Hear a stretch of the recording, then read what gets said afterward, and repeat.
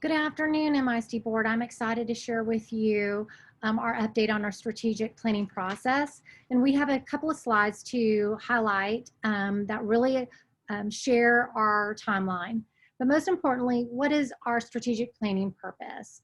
And overall, our purpose is to engage with our community members, our parents, staff, and students to review our MISD journey for the past 5 years and develop a plan for the next 3 to 5 years. As you know from the last special workshop, you saw that we've come a long way in the last 5 years, and so we need to orient our community of what we've accomplished so we can start having our dialogue of where we want to go for the next 3 to 5 years.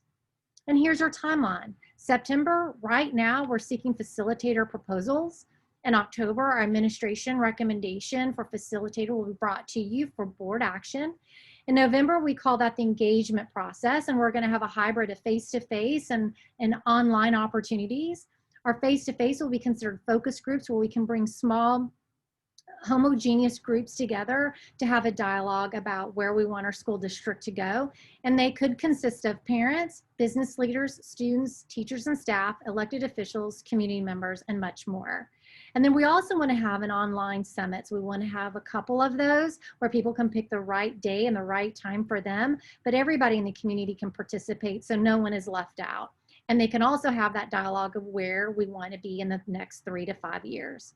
And then in December and February, a community committee will come together and review all that data and much more and develop goals, objectives, outcomes, and then take that strategic plan and align it to our performance tracker.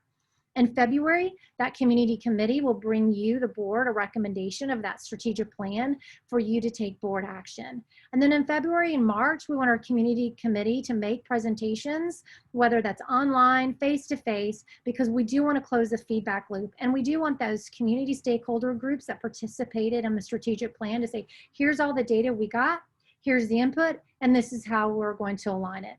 Also, throughout this process, we're going to have that community committee bring updates to our community so they can stay abreast of every milestone we meet throughout the strategic planning process, so they can be kind of on the sidelines looking and watching as to what we're doing for full transparency.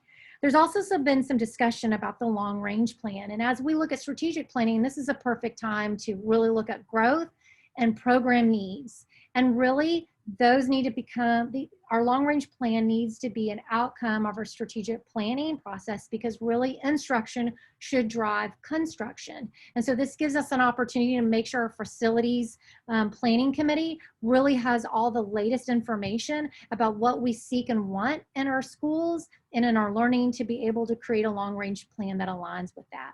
So that is our update on our strategic planning timeline. Thank you so much.